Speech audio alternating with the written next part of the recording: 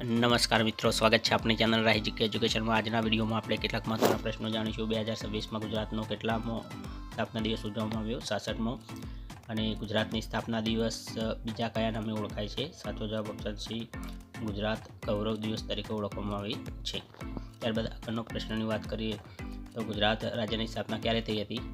ગુજરાત રાજ્યની સ્થાપના 1 મે 1960ના રોજ ગુજરાત રાજ્યની સ્થાપના થઈ હતી। કયા આંદોલનના પરિણામે ગુજરાત એક અલગ રાજ્ય બન્યું હતું? તો તેનો સાચો જવાબ બનશે ઓપ્શન સી, મહાગુજરાત આંદોલનના પરિણામે ગુજરાત એક અલગ રાજ્ય બન્યું હતું। ગુજરાત કયા મહાન નેતાએ મહાગુજરાત આંદોલનની આગેવાની લીધી હતી?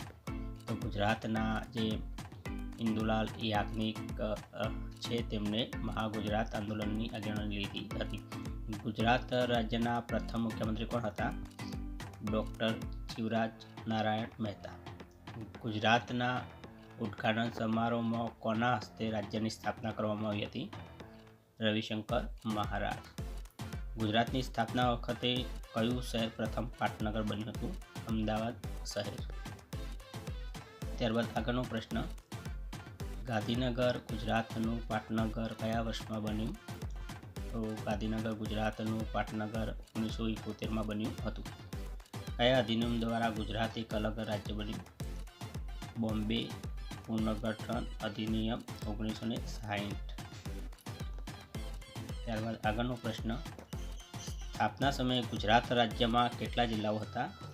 ગુજરાત રાજ્યની સ્થાપના થઈ તે વખતે ગુજરાતમાં 17 જિલ્લાઓ હતા, અત્યારે 34 જિલ્લાઓ છે વર્તમાનમાં 2026 સુધી। ગુજરાત રાજ્યનું ક્ષેત્રફળ કેટલું છે? તો 1,96,024 ચોરસ કિલોમીટર છે।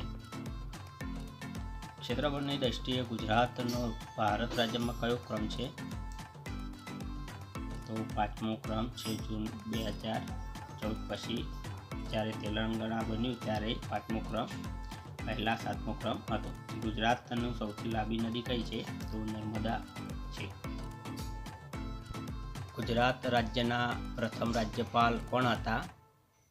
મહેદી નવાજ જંગ, જેઓ ગુજરાતના પ્રથમ રાજ્યપાલ હતા। ગુજરાતના પ્રથમ મહિલા મુખ્યમંત્રી કોણ હતા? આનંદીબેન પટેલ, જેઓ ગુજરાતના પ્રથમ મહિલા મુખ્યમંત્રી હતા। ત્યારબાદ આગળનો પ્રશ્ન,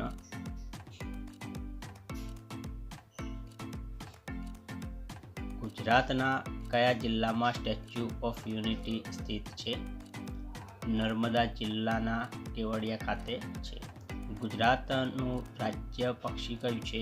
ગુજરાતનું રાજ્ય પક્ષી સુરખાબ છે, જેને ફ્લેમિંગો પણ કહે છે। ત્યારબાદ આગળનો પ્રશ્ન,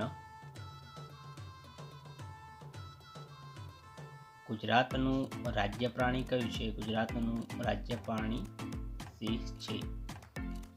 કચ્છનો મેળો કયા નામે ઓળખાય છે?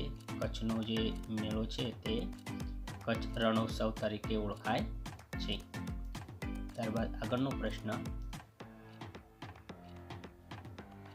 મહાત્મા ગાંધીનો જન્મ ગુજરાતના કયા શહેરમાં થયો હતો?